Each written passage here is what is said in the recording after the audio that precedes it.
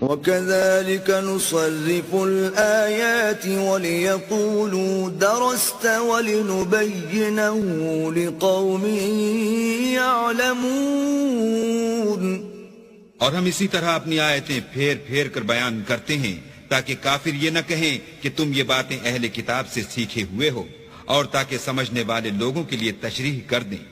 اتبع ما اوحی الیک من ربک لا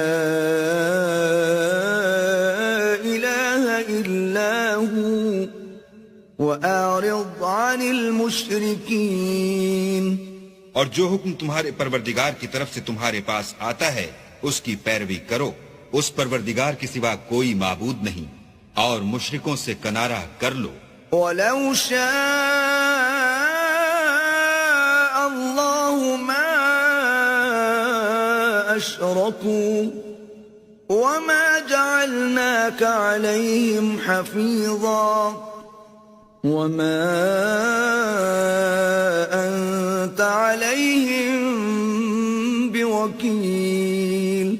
اور اگر اللہ چاہتا تو یہ لوگ شرک نہ کرتے، اور اے پیغمبر ہم نے تم کو ان پر نگہبان مقرر نہیں کیا، اور نہ تم ان کے داروغہ ہو.